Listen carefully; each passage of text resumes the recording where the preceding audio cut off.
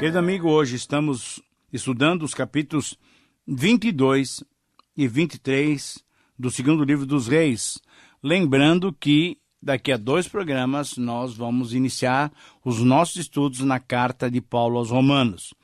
Nesses 2 capítulos, nós vamos encontrar a narrativa sobre o reinado e a reforma que Josias empreendeu em Judá e também veremos notas bem curtas sobre os reinados de Jeoacás e Jeoaquim.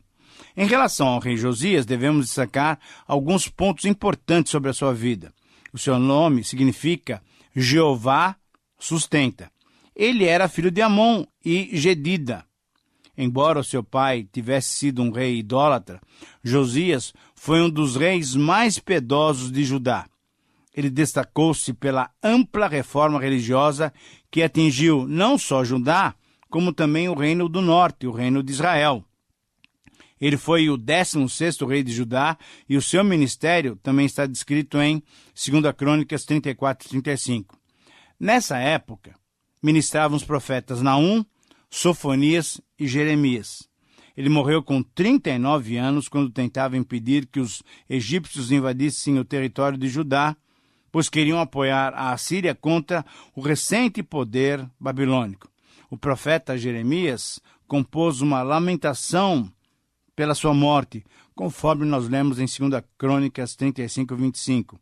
Mas vamos olhar para o capítulo 22 e nesses 20 versos nós vamos encontrar 7 atitudes que devemos ter diante da lei do Senhor. A primeira atitude diante da lei do Senhor é ter uma vida reta, versículos 1 e 2. Josias herdou o trono de Judá ainda criança.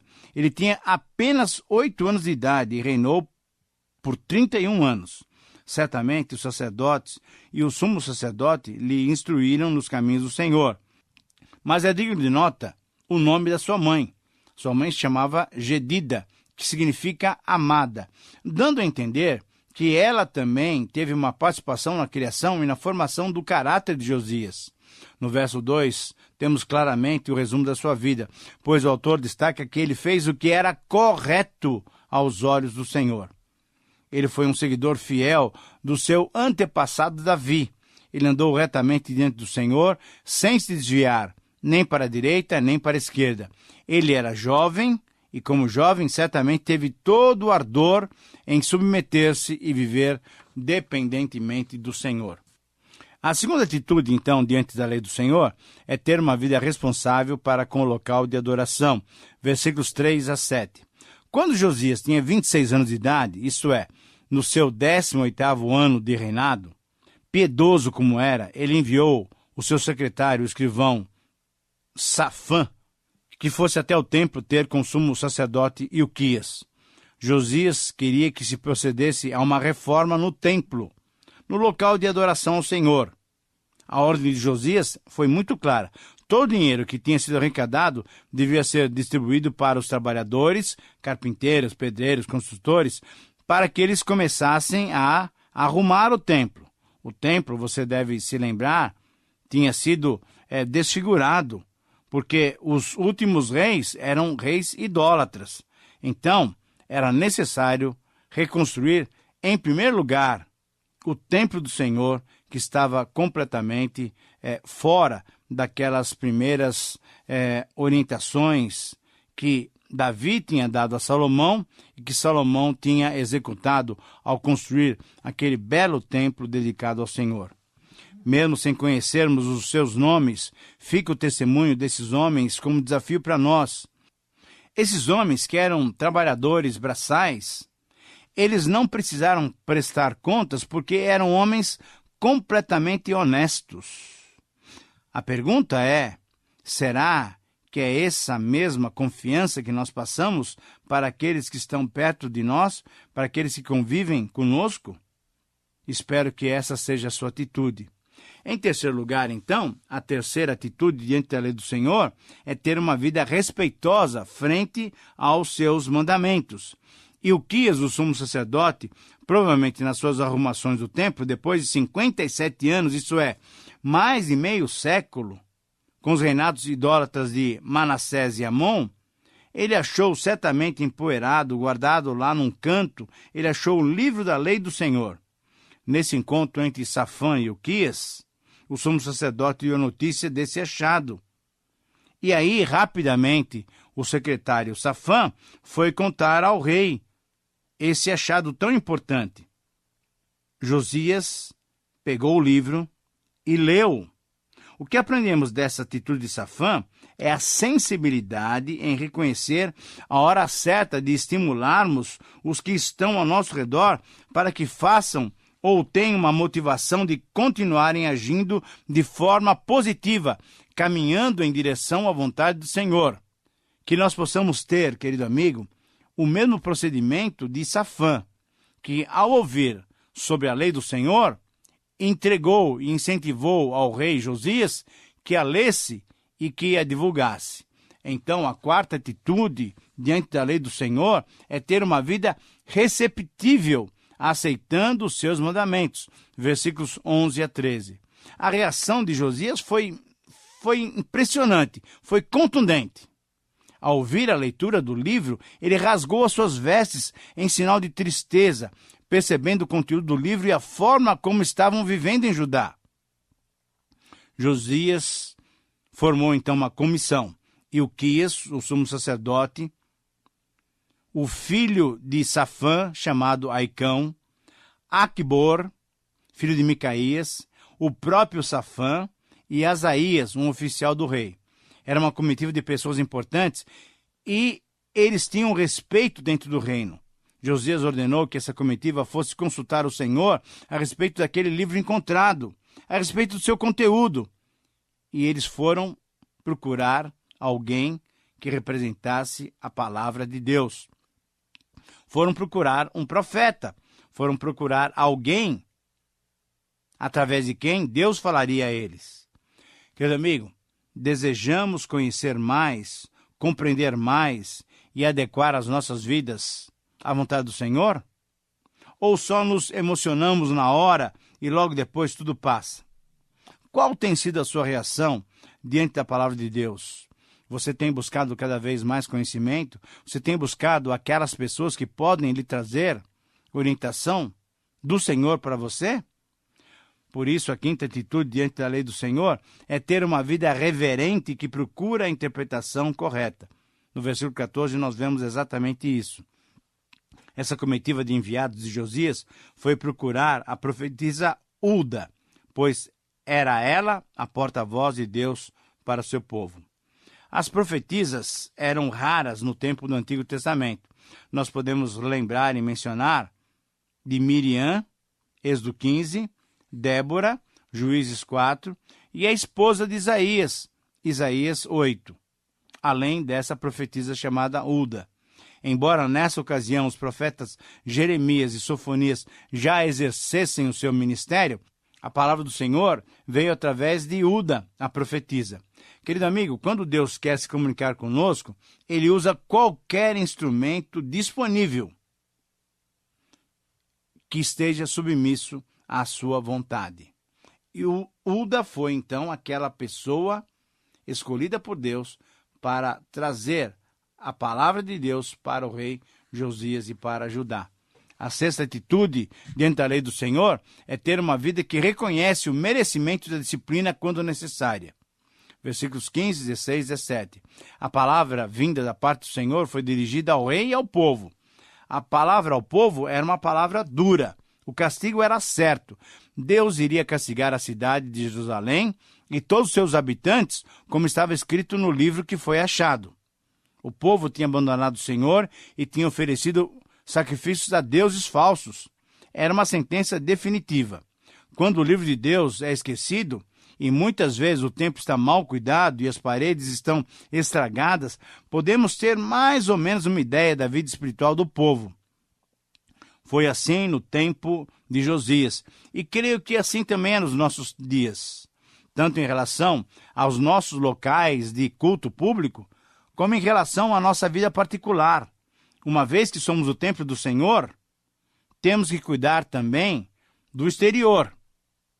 A pergunta é: você tem cuidado bem do templo que é você mesmo?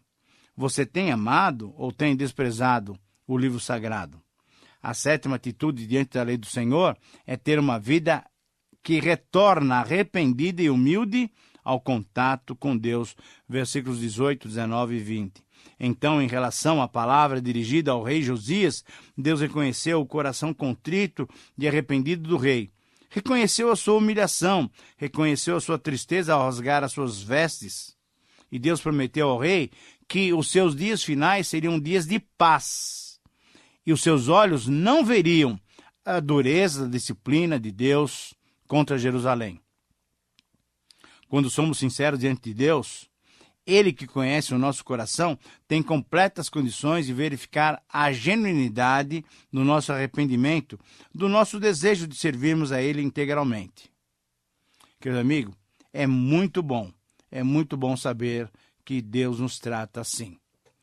Muito bem, depois de olharmos para essas atitudes que Josias teve, nós devemos olhar agora para o capítulo 23, com seus 37 versículos.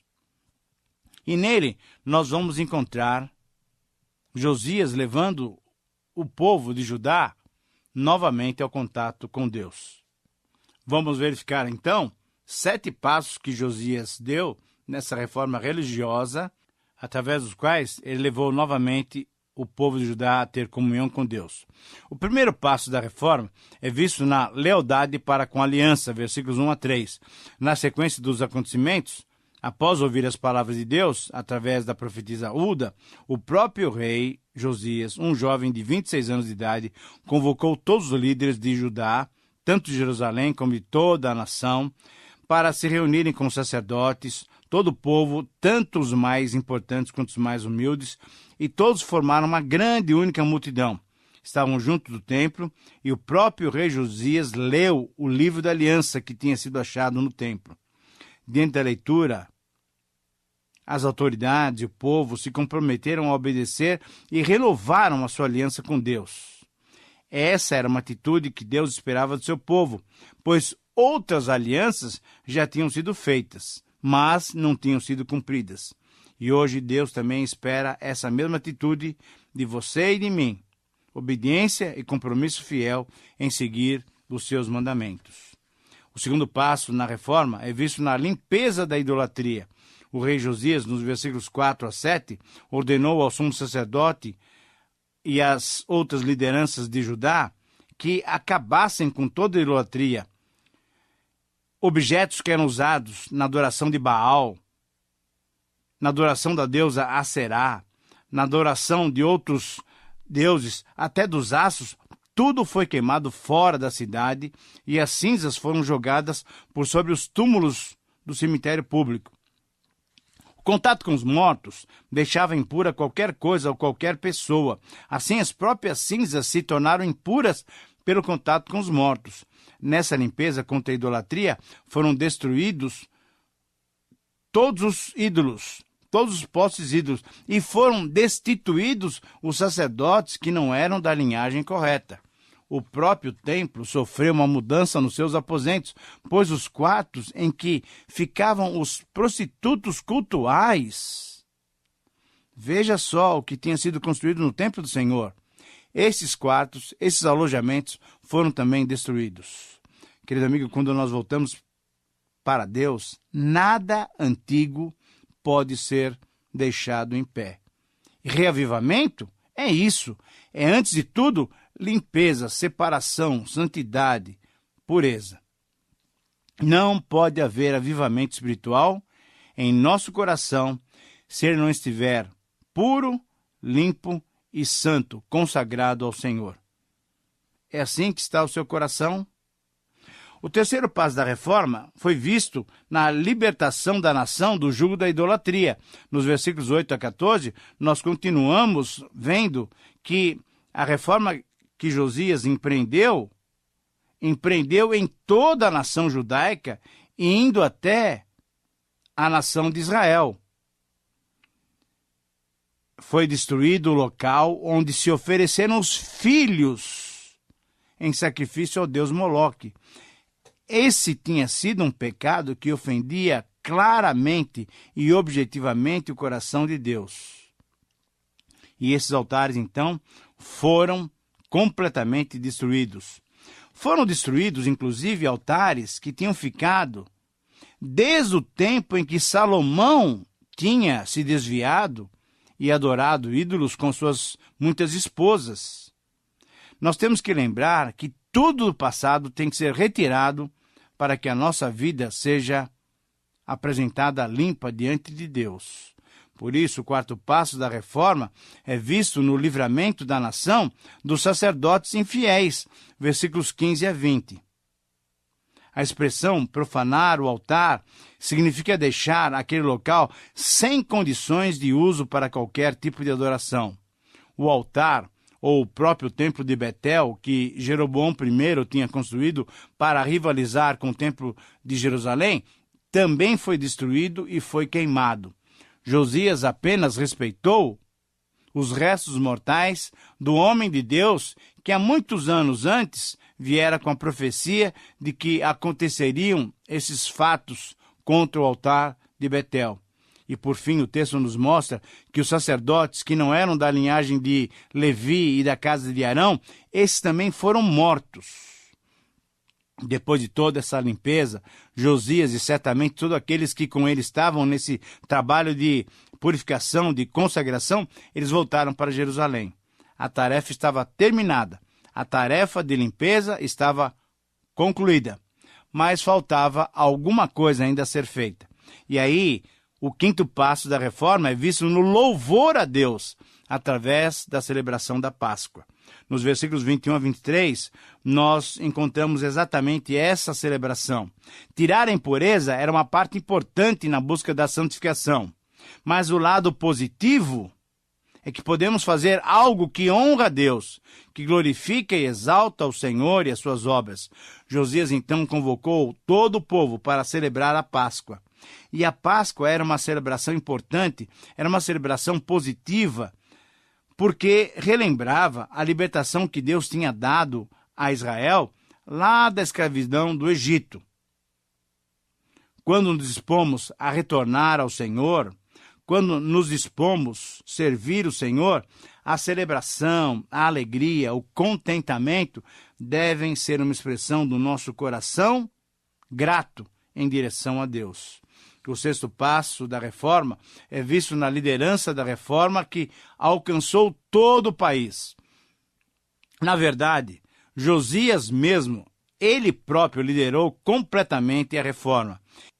Nos versículos 24 a 27, nós vemos que ele, como líder máximo do povo, se envolveu de corpo e alma no retorno a Yahvé.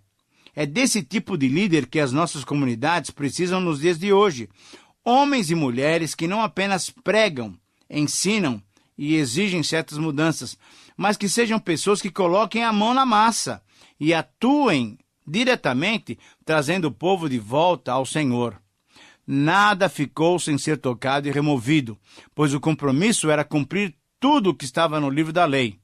Josias foi alguém que se destacou como ninguém, pois de todo o coração, alma e com todas as suas forças, ele trabalhou para trazer de volta Judá ao Senhor.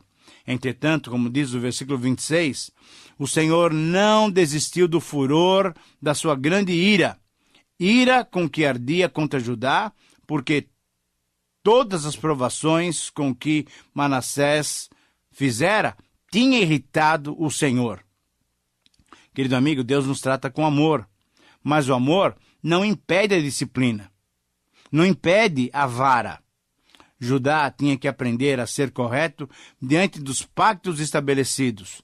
Deus requer de cada um de nós que priorizemos o compromisso que temos feito com Ele quando o chamamos de Senhor. Por isso, o sétimo passo e último passo da reforma é visto na luta final em proteger o seu povo. Nos versículos 28 a 30, nós vamos perceber um detalhe que não foi muito correto do rei Josias. Errado quando pessoalmente nos envolvemos em brigas e discussões intensas, escolhendo defender um ou outro. Foi o que Josias fez. Ele morreu na tentativa de preservar Judá, mas não era a luta de Judá. E por isso ele morreu. As nossas lutas nós devemos deixá-las nas mãos de Deus. Morto Josias, o povo escolheu um rei para substituí-lo. Foi o seu filho Jeoacás. Infelizmente, mais um mau rei que ofendeu o Senhor. Que possamos agir seguindo os bons exemplos de Josias. E que o Senhor nos dê condições de não agirmos como os exemplos dos maus reis. Sobre esses dois reis maus, nos versos 31 a 37, nós encontramos Jeoacás, que foi ao contrário do seu pai Josias, ao invés de temer o Senhor, voltou a cometer os pecados e práticas que desagradavam a Deus. O seu reinado terminou quando o rei do Egito, o faraó Neco, tendo matado Josias, mandou prendê-lo quando estava na cidade de Ribla. O faraó Neco, demonstrando que era vencedor e que agora dominava Judá, levou Jeoacás preso para o Egito, onde ali ele morreu e estabeleceu como rei o irmão de Jeoacás, chamado Eliaquim, que também era filho de Josias. Nos versos 34 e 37, nós vemos Eliaquim, que o seu nome foi mudado para Jeoaquim. Ele foi o 18º rei de Judá, e ele reinou durante 11 anos, mas fez o que era mal diante do Senhor. Neco, através dessa mudança de nome, e para estabelecê-lo como rei, demonstrou claramente que Judá agora estava na condição de vassalo do reino do Egito. Querido amigo, estamos concluindo mais um programa e estaremos estudando os capítulos 24 e 25 no próximo programa. Final do segundo livro dos Reis, mas preparando-nos para estudar o livro de Romanos. Que Deus possa nos dar condições de evitarmos esses exemplos maus de Jeoacás e Jeoaquim e possamos seguir o bom exemplo do rei Josias. Um grande abraço, que o Senhor te abençoe e até o próximo programa.